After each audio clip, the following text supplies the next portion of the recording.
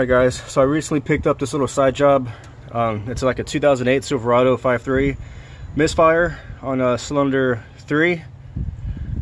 Fuel, spark, everything's good. So a lot of people forget about the third thing you need to diagnose for or to look for to find a misfire, and that's compression. You need fuel, spark, compression. So if fuel and spark are good, that means you're not getting compression, and that could be from a different range of things. You know, you got rings, piston could be messed up, something with the valves, or in this case, the lifters. This Silverado has the all too common DOD lifter collapse, and I'm going to show you what you can do to really pinpoint the cylinder and just to help diagnose. It's really easy, there's nothing to it. Let me show you what I did. So cylinder 3 is going to be the second one back on the passenger side. So it's going to be these pair of rockers right here. And to diagnose a collapsed lifter, all you have to do, it sounds and may seem a little sketchy, but just take off the coil pack and the valve cover and actually fire it up just running off of one bank. It will run on 4 cylinders. Fire it up and look at the rockers and see if any of them are not moving or not moving as much as the ones around them. And if you're quick, you won't even make a mess. Just go and fire it up. It's not gonna hurt anything, I promise. And look at these 2 rockers right here. This one right here is not moving at all.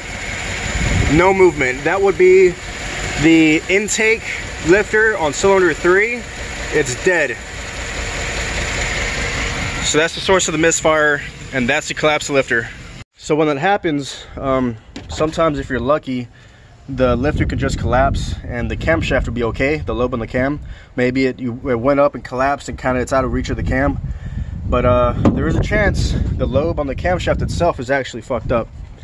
And what I'm gonna do for this truck, just to kind of maybe save myself from doing too much work, is for sure 100% it needs a lifter. And so what you got to do is pull the head to get to the lifter. And I'm going to pull the lifter out and look at the cam through the lifter bore to see if it needs a cam. Instead of just ripping out the cam, ripping off the heads, I'm going to start off from the top, take out the lifter, and from there you can actually inspect the cam. You can get a good look at it. You might have to rotate the crank to get the cam lobe up top and get a good look at it.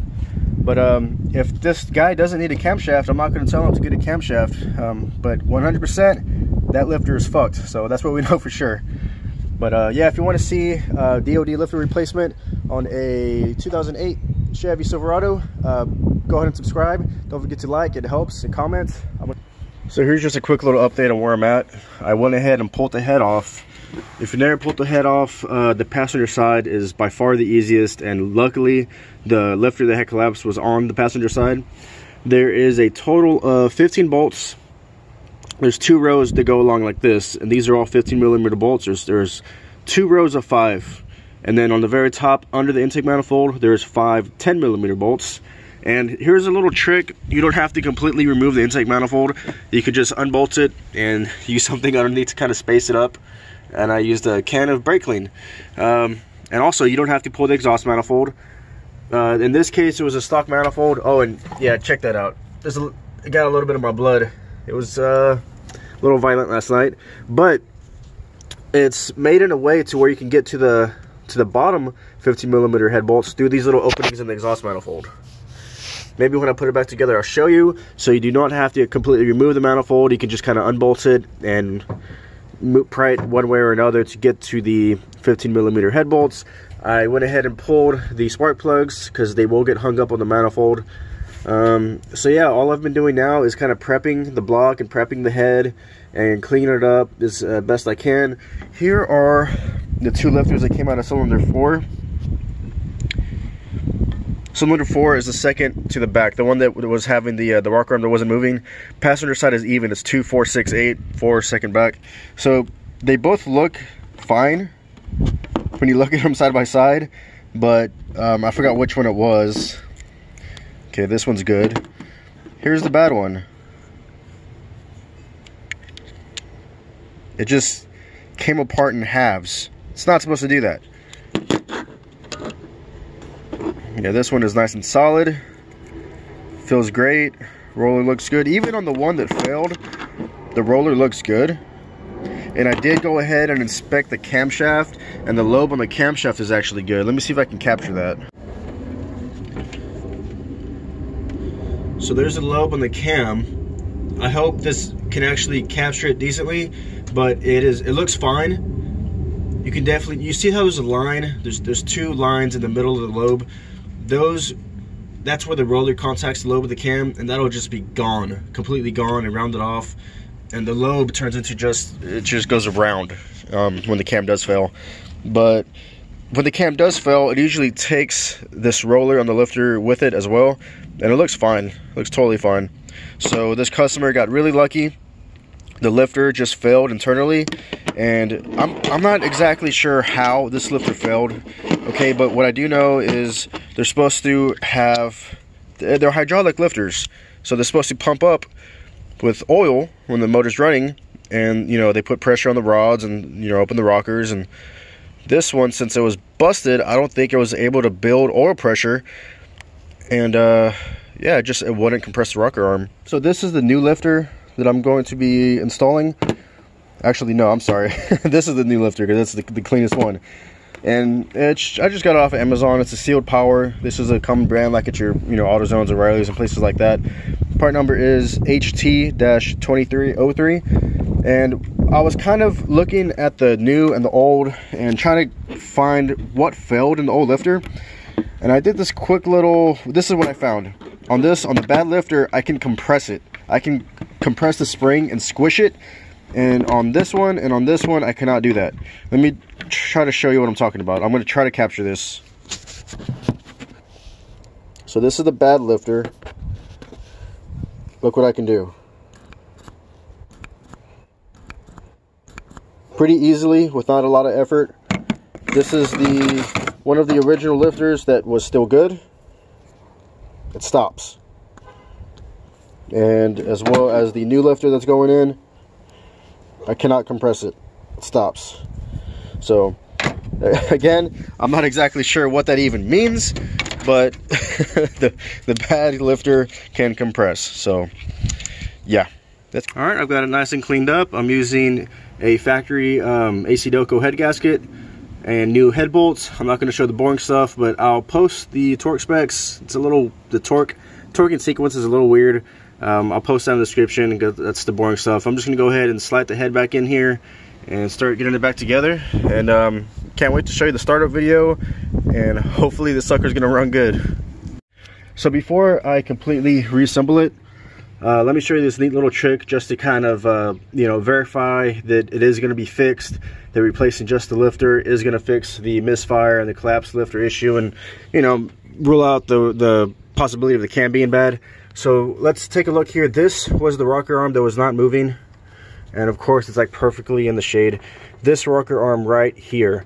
So what I'm going to do to make sure that this is actually fixed is, this is what I did. I popped off the cover of the starter relay. It's just a plastic cover here. You just pop off the cover of the starter relay. It's located right here, and whenever you depress this little solenoid here, it's going to crank the engine. I'm not sure if that's called a solenoid. What's this called? It's like a little coil. I don't know. Whenever you do this, it's going to crank the engine without starting it up. So let's come over here. I can reach the starter relay and look over here at the same time, and we're going to be looking at that rocker arm to see if it is compressing the valve like it should be.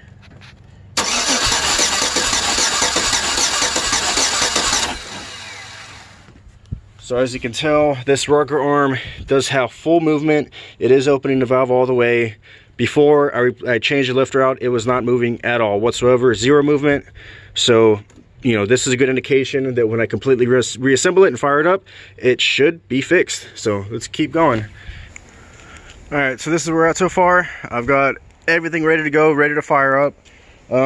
It's a good idea to let your lifters soak in oil before you install them. If not, they will have a slight tick when they're dry. You know, when they're a fresh lifter with no oil inside of it, it'll tick for a second until it actually pumps up with oil. So Even if you do soak them, sometimes they'll still tick. Don't get scared. Just let it run for a second. But let's go ahead and fire this truck up. Got my scanner hooked up to check for misfires. We had a cylinder on cylinder 4.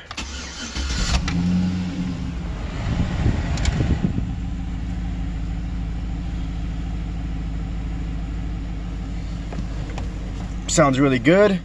One thing to look for is like high RPMs or surging. That'll indicate like a vacuum leak or maybe an intake manifold gasket didn't sit right.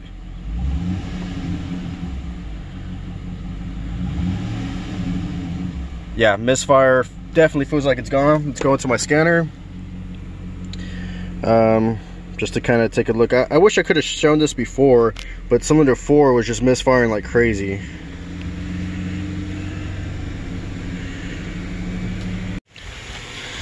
So yeah, from here, just make sure you don't have any air in the coolants, because even a little bit of air can make a truck overheat. Just let it run with the cap off, maybe squeeze some hoses. Make sure the thermostat opens up, and check for bubbles. If it's bubbling, that means the head gasket isn't seated right, or something isn't right. There should be 0 bubbles. Yeah, I mean, that's basically it. So to kind of recap, some shortcuts you can do is you don't have to pull the intake manifold completely off. You know, you can just unbolt it and lift it up like I did. It's a little harder. It is easier just to get it out of the way, but it's less steps, I guess, to just leave it alone.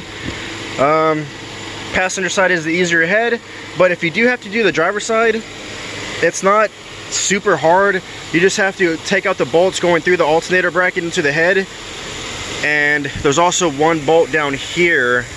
And once you take all these 15mm bolts out, Jesus, I can't talk. When you take all the bolts out, you can actually slide this entire bracket just off to the side. You can leave the bottom bolt and like pivot it on the bottom bolt and just get out of the way. And then it's basically the same process as the passenger side. It's not that hard. Just, you know, the passenger side is a little bit easier compared to the driver's side. But, yep. Motor sounds really good. Not missing, no ticks, running smooth. Guess that's gonna be it for this video. If you like this video, please, as always, don't forget to like and subscribe. It really helps. Comment below, dislike, hell, do whatever you want. It all helps, just do something. But I really hope you like this video, and I hope you learned something. See you in the next one. Thanks for watching.